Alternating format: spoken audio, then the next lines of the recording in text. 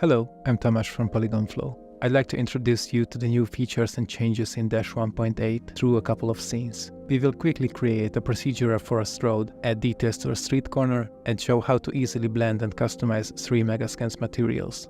So let's go. Let's get started with the new Dash UI bar. It has been completely revamped in Dash 1.8. The most important tools are now instantly accessible from the menus. This makes it easier to find and use the major tools, as well as the smaller utility actions available in Dash. But if you prefer the older search method, you can still use that too.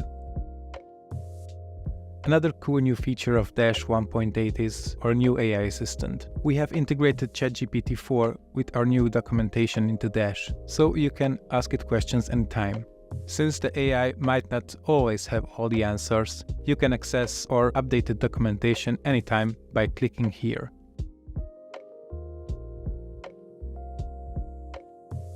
Also, feel free to reach out to us on Discord if you get stuck. We will respond to your questions as soon as we can. I have an idea of a scene I want to create, and I've gathered some reference images for it. I'd like to make a road passing through a forest. Let's ask the AI how it will create the scene.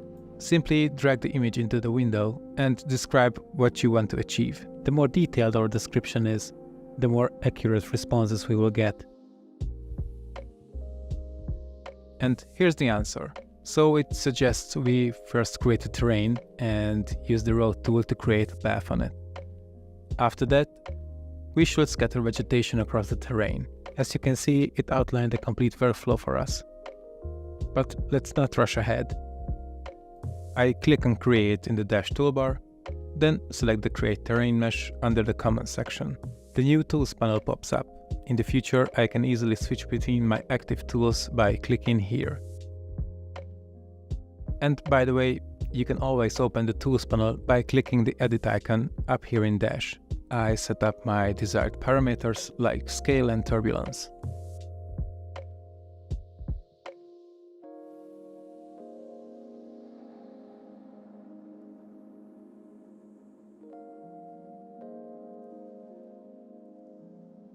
And I'm happy with my terrain. Let's see what the AI assistant recommends for the next step. By clicking on the history, I can review my previous searches.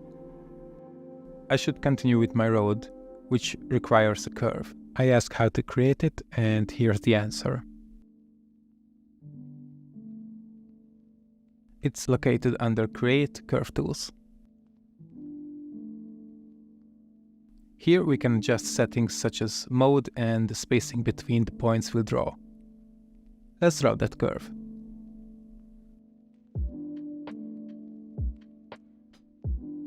I can easily modify my point density later by holding down Ctrl and the middle mouse button, then dragging the mouse left or right. Let's create the road. This can also be found under the Curve Tools section. Click on Create Roads. After selecting my curve, I click on the plus button. Here I can adjust the desired width, as well as resolution and smoothness.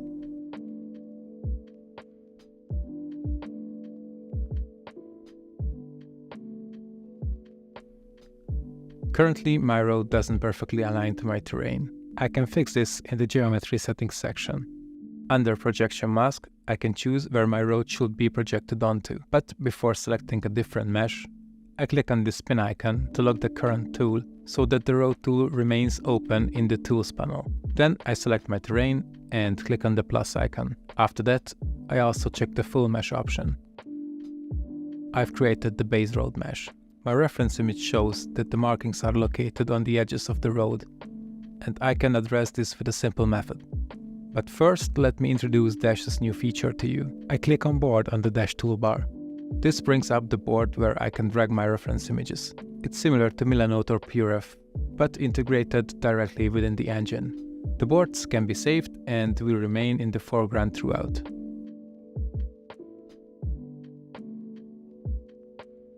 In order to have the road markings be easily adjustable, I will use the Road tool again to create them, instead of using a road texture. I can save this setup as a preset by clicking on this icon. This way, if I create a new road mesh along my curve, I can apply the saved settings to it. I select my curve again and create a new road. After that, I apply the saved preset. To better see what I'm doing, I need to add a material to my road. By clicking on the content icon, I will open the Dash content browser that lets you use the free Polygon library, the free IES library, and also easily use your downloaded Megascans assets. I choose a Megascans material and drop it on the road. I then reduce the width of my road. Next, I will align the top mesh with the bottom one.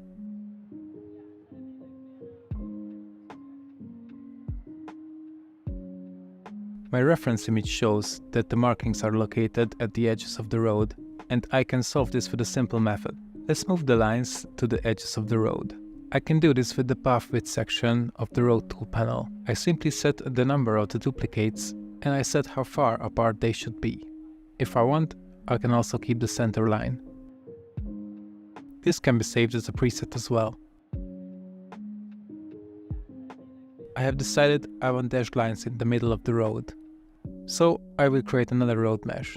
To do this, I repeat the previous steps, create a new road along the curve, and use a Save Road preset.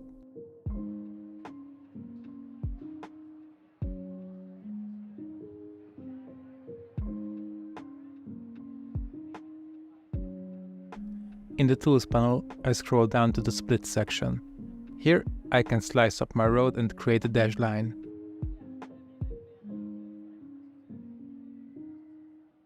Then I align it to the road surface as well.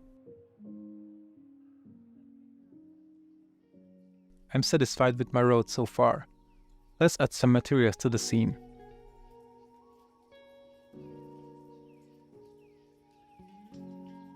I can modify my materials in the Tool panel. Clicking on the icon in the top left corner brings up the list of the tools currently active in the scene. Here I can select the Edit Material tool. I can adjust the properties like tiling, brightness, and other attributes.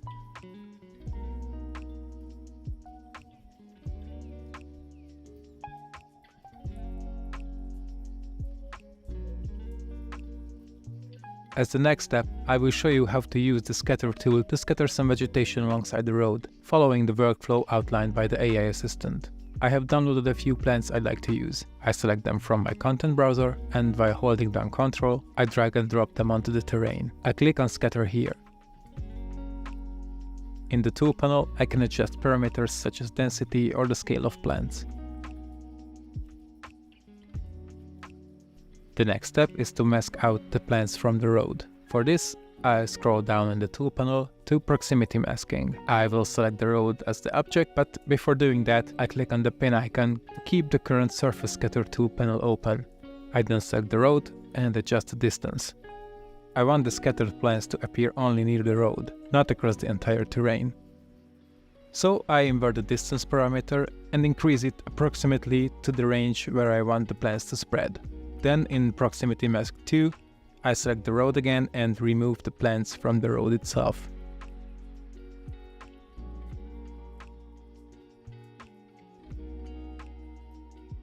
I can save the Proximity Mask value as a reference, which can be applied to multiple scattered actors, allowing me to control several scattered objects together and save time. I select the distance parameter, and by clicking on the icon next to it, I choose the Convert to Reference option.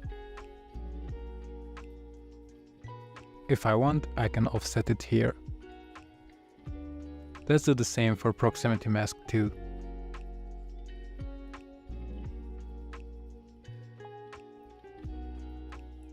Next, I will scatter a few rocks. For proximity masking, I select the road as the mask and use the distance reference I created in my previous scatter.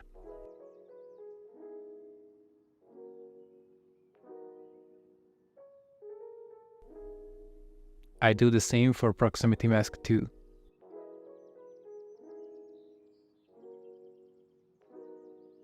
I can see that both scatters respond when I adjust the shared distance reference.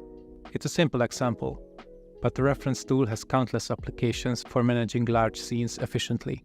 Now I will use the proximity mask 3 to mask out the scattered vegetation with the rocks.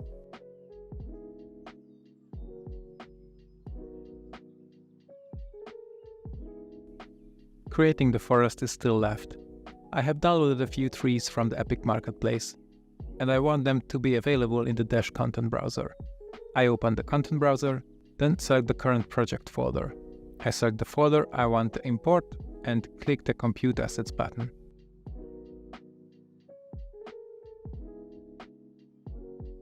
This operation allows Dash AI to tag my content, so I can search for them by attributes and not just names. I'll explain more about this in the second part of the video. Once the computing is finished, I select the trees I want to scatter and drag them into the scene. I click on Scatter here, and I will use the proximity masking techniques I've covered earlier.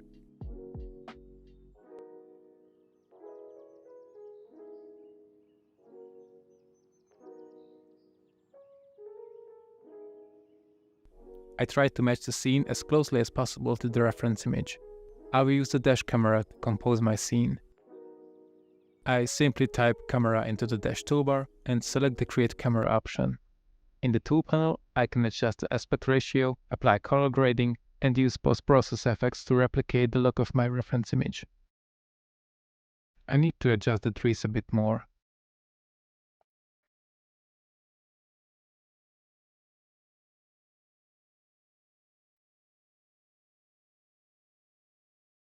If I want, I can choose a grading preset and tweak it accordingly to my needs.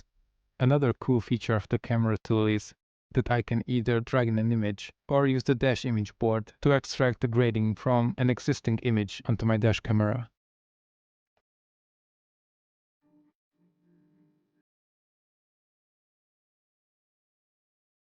Two more things are missing from the image: the leaves alongside the road and the fog in the background. I've gathered some fallen leaves models from the Megascans library. I select them and drag them over my curve. I choose the Scatter Here option, and Dash automatically scatters the leaves alongside the curve. I adjust the parameters to my liking, and under Parallel Width, I use the distance parameter to duplicate the leaves and spread them out along both sides of the road.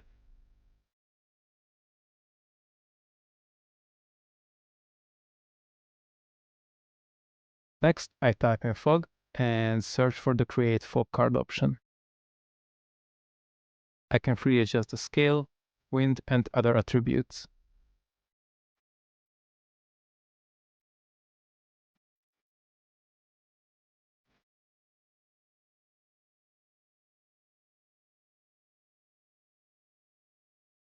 After a bit of fine-tuning, my forest road is complete.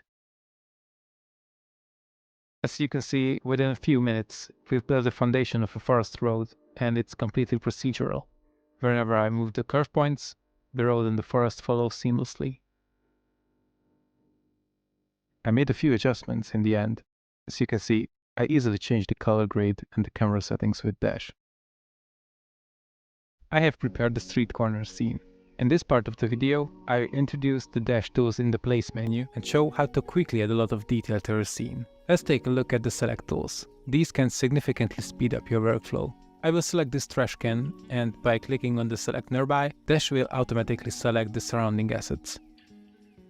It often happens that after a long rendering, I notice that an asset is not aligned correctly with the ground and it's floating in the air. The Project Below option solves this issue by aligning the selected assets to the ground. If we want to randomize the placement of our asset, the Random Swap tool can help us.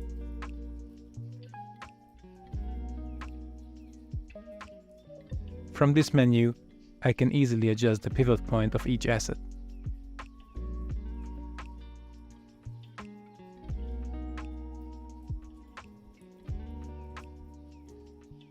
We can also randomize the parameters of the assets, such as their scale and orientation. Now I want to quickly fill this scene with content and details. I have downloaded an asset pack from the Epic Marketplace. These assets are not yet available in the Dash content browser, but I can easily fix this by using the Dash AI tagging system. I select the current project option. Here I find the location of the asset pack. I select the folder that I want to import. I can choose whether I want AI text for the assets or not. I check the box to enable AI tagging and click on the Compute button. As I mentioned in the first part of the video, the Dash AI tagging system assigns tags to the assets, making it easy for me to search through them. Once the tagging process is complete, I can right-click on the asset to see its properties. I can see that this